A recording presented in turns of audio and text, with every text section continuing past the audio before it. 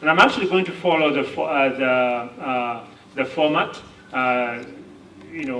especially using the scriptures that he used, right from the very first one, on Psalm 68, verse 5 to 6.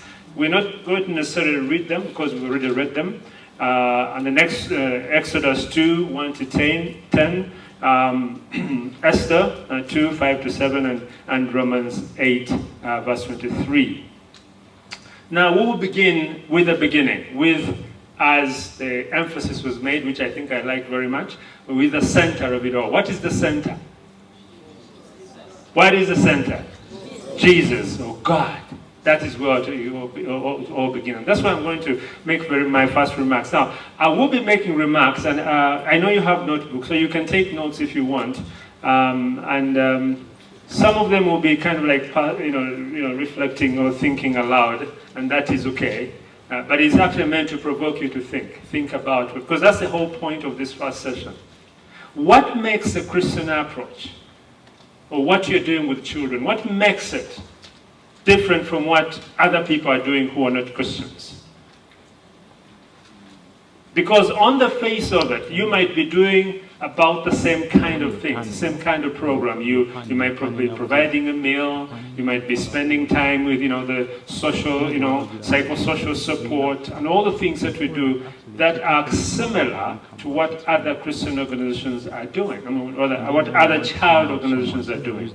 They might even have the same values, respect, protect children, all the things that we talk about. Therefore, what makes ours as Christians, our enterprise with children, what makes it unique? And the answer is actually what, that very thing about God, our view of God.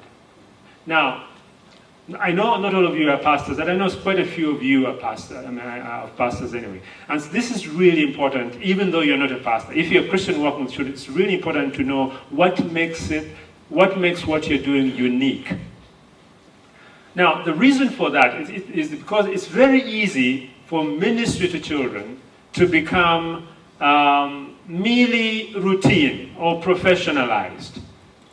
You could carry it out on generally humanitarian grounds. We are human beings. We are the highest, creatures, and we've got to live like, we can't treat, we have to treat them according to our kind. We are not dogs. We are not animals. So that we treat children with dignity is just because we are human beings. We are a higher species. That could be, is that our primary, our main motivation? And I think Steve mentioned, we could just be pragmatists. We're just doing, it's good to help people. We are good people.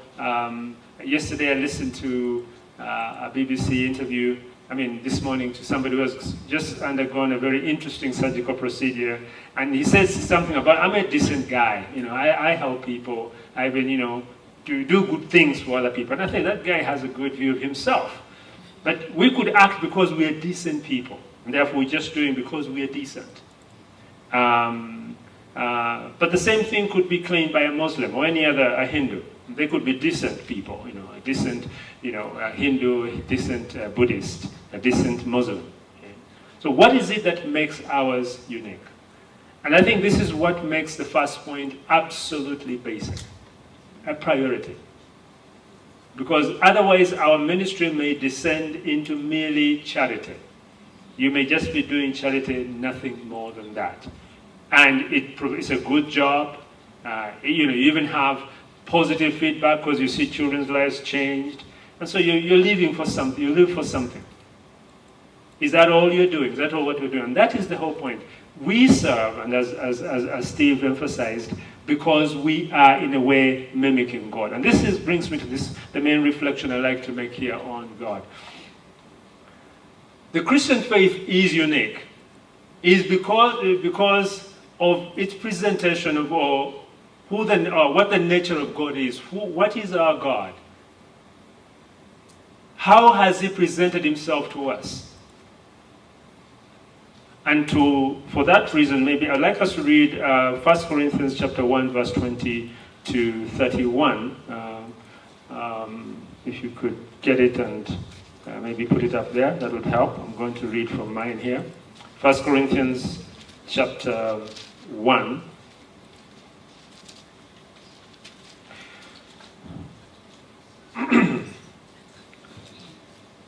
It's an interesting passage, but it brings us something about who our God is. Where is the wise man? Where is the scholar? Where is the philosopher of this age? Has not God made foolish the wisdom of the world? For since in the wisdom of God, the world through its wisdom did not know him, God was pleased through the foolishness of God to please God was pleased through the foolishness of what we preach to save those who believe. Jews demand miraculous signs, and Greeks look for wisdom. But we preach Christ crucified, a stumbling block to the Jews, and foolishness to the Gentiles. But to those who God has called, both Jews and Greeks, Christ, the power of God, is the power of God and the wisdom of God. For the foolishness of God is wiser than man's wisdom, and the weakness of God is stronger than man's strength.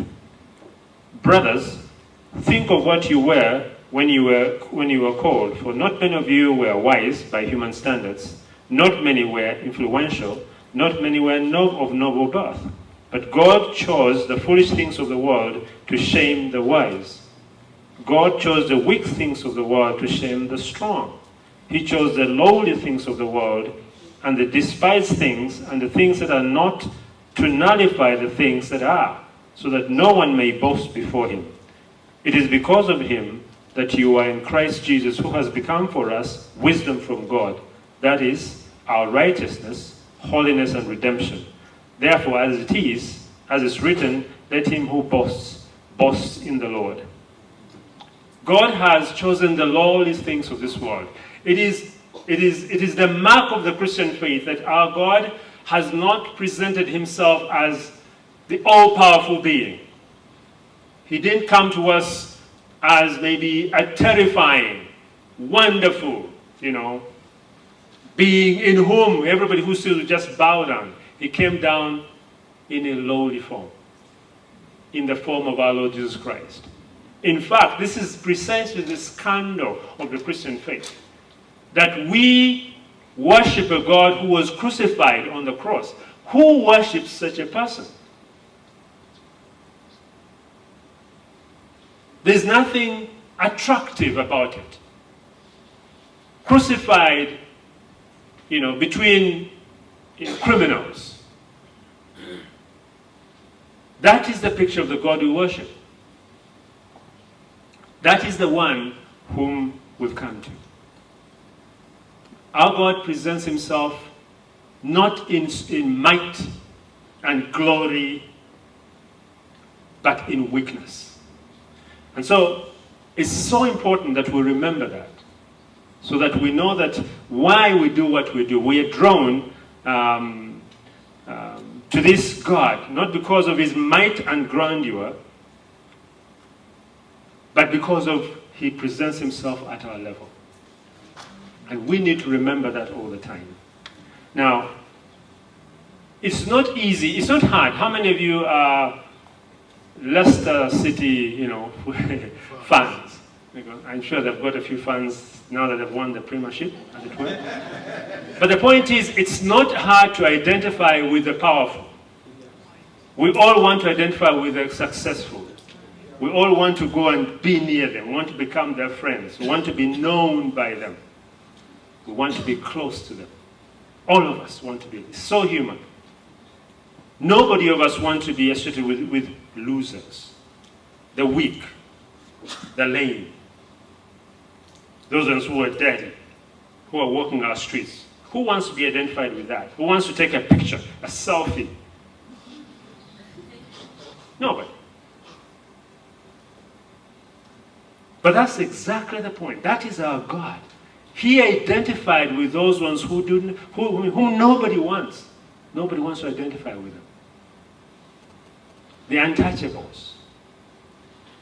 That is our God in action. And that's what we must constantly remind ourselves, because our own nature does not gravitate that way.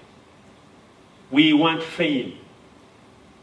we are drawn to vanity. We are drawn to, it's so easy in this work to get into it and to want to excel it in for the, for the recognition it brings you.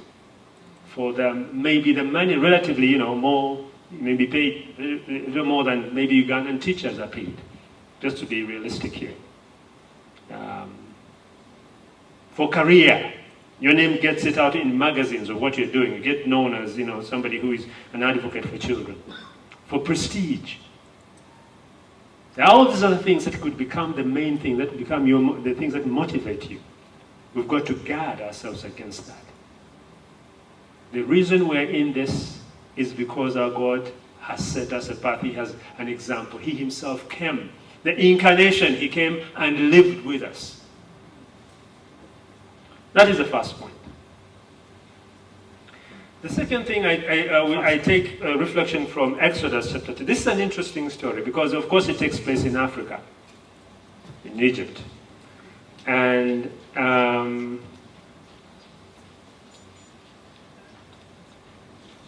yet, we have a tendency to forget that it was taking place in Africa. The courage of this family, one, three things. Moses' family, his dad and mom, deciding to have a baby in the most precarious of circumstances. And what they did to protect this baby. Which leads me to ask the question, what are the kind of circumstances within which you live today in Uganda? What are the social, what are the economic, what are the political, what are the cultural things that are obstacles that pose an obstacle to what we are doing for children, or that put children in danger? Would you please do an audit? Now, the reason I'm asking that is because there is every reason for us to, there are very many excuses for us to give not to be doing what we're supposed to do with children. There are many things we could give reasons why it's hard to do ministry to children. Moses' parents did not give those reasons. They did everything they could. That was within their power to protect this kid. However, let me remind you, of course, you know what they did. They hid the boy for as long as they could.